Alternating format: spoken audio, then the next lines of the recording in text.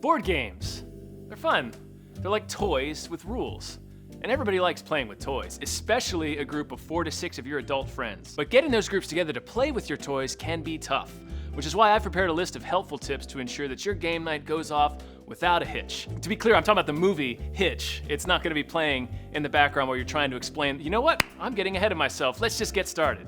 Pro tip number 1, pick the right game. Picking the right game to play is the most important part of organizing a game night, obviously. Don't pick something with too many rules. Remember, you're inviting your friends over for a night of fun, but you're gonna be sitting there reading them a booklet full of context-free nonsense words before any of that fun can begin. Ideally, the rules explanation shouldn't take longer than 20 or 30 minutes. Any longer than that, and you run the risk of seriously irritating the group, because you promised them a night of whimsical, objective-based toy sporting. Not a graduate thesis, you ogre. You'll be forced to bail out on page 16 of Twilight Imperium's 44-page rulebook, and the evening will be lost, and they will never trust you again. And don't give your friends copies of the rules to read ahead of time. That's not a solution. It's fucking homework. Don't pick a game that comes in more than one box. Lots of games have fun expansions, and that's great, but you need to build up to that. Just stick to the core set for tonight. If you come stumbling out to greet your guests juggling 5 different boxes in a fucking suitcase to hold all the pieces of the bullshit game you're about to force them to play, they're gonna burn your house down, and then no one will get to play anything. Pick a game with a fun theme. Monsters. Superheroes. Shapes. Dr. Spork. Fluke Skywalking. Guessing. Mice! Don't pick something that takes too long to play. 2 hours should be the absolute limit. Any longer than that, and your group will begin to lose interest, and then everyone will realize they've just spent their evening playing egghead patty cake. And then you'll be sitting there, looking foolish, having brought all your friends together on Saturday night to read. Pro tip number 2, pick the right friends. Don't invite any plus ones. None of your guests should be bringing anyone who isn't gonna play, because that inevitably will cause tension in the room that'll make it much more difficult for you to explain to everyone the correct way to play with your toys. Is the game almost over? Oh, no thanks, I'll just watch you guys play. Get the fuck out of my house. Pro tip number 3, serve the right refreshments. A great way to lure people out to your game night is to provide a bunch of free food and drinks for everyone to enjoy while they play. Take a quick survey beforehand to find out what everyone wants, and then get all that stuff ahead of time. Everyone will appreciate your generosity and then reward you with their attendance. Now, I know what some of you are thinking, that now you're just paying your friends to come and play games with you, but otherwise they're just not gonna do it. Alcohol.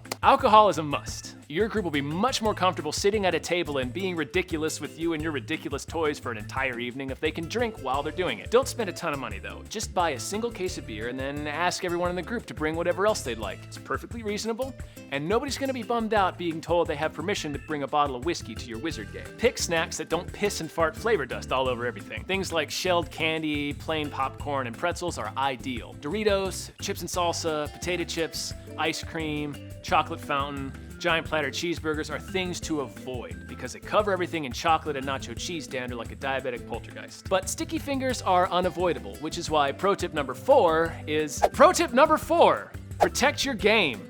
Board games aren't cheap, and unless you want pizza grease staining all 4 corners of the Firefly universe, you need to take steps to protect your investment. If the game is cards, buy some card sleeves. Use deck protectors or any similar brand of plastic card sleeves to protect your game from smudges, boogers, sour milk stains, whatever else is on human fingers. It'll save you from the embarrassing task of singling out the grub-handed members of your group and asking them to please wash their grub hands before clutching them grubbily around your expensive paper toys. And don't just rinse them, you sweaty monster. Use soap, like an adult. Drinks are gonna spill.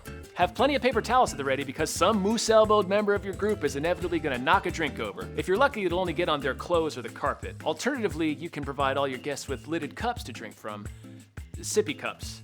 Basically, treat your guests like children, is what I'm saying. Your friends may call you an anal retentive bastard, but you'll be the anal retentive bastard who doesn't have a Cheeto and urine thumbprint on his Robert Muldoon character card. Pro tip number 5, don't allow a secondary activity. No movies. All right, putting Netflix or a DVD on in the background is gonna split the group's attention and ultimately turn them against you once they decide that establishing a trade caravan through the Sinai is somehow less engaging than the calculated pratfalls of Kevin James. This is where I pay off that Hitch joke from earlier. You guys remember? You guys remember Hitch? Sick callback, Tom. Pro tip number 6, the drunk friend. Alcohol is a fickle mistress, and while it is an absolute necessity for any successful game night, it's It's also a slippery slope that can put the entire evening in serious jeopardy. A drunk friend will completely derail the game because it can no longer hold their attention. This will manifest itself in one of two ways. Either they will continue to play and simply disrupt everyone else's turns as much as possible with their charming antics, or they will try to abandon the game in favor of some alternative activity, and then attempt to rally the rest of the group to their mutiny. Don't let them quit. Allowing the drunk friend to quit will only make them more likely to drag the rest of the group away with them. The only responsible solution is to encourage the drunk friend to continue drinking until they are no longer able to speak. Then the rest of you will be able to enjoy the game in peace. Pro tip number 7.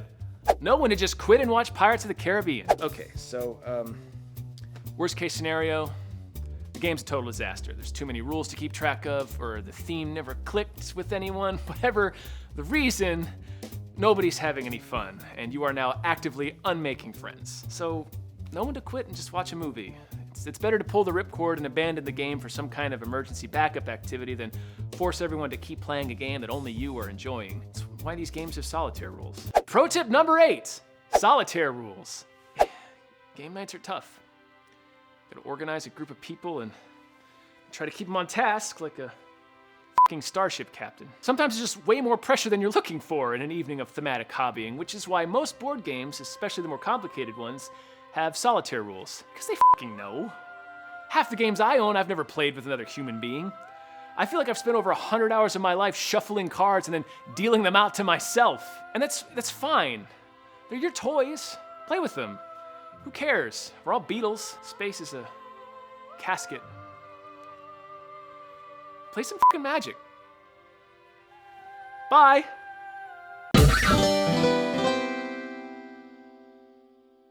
Hey, thanks for watching the video. Please like and subscribe, and go down in the comments below and let us know what your favorite game to play is. Mine are all mice related. Very into mouse games right now. Mouse games!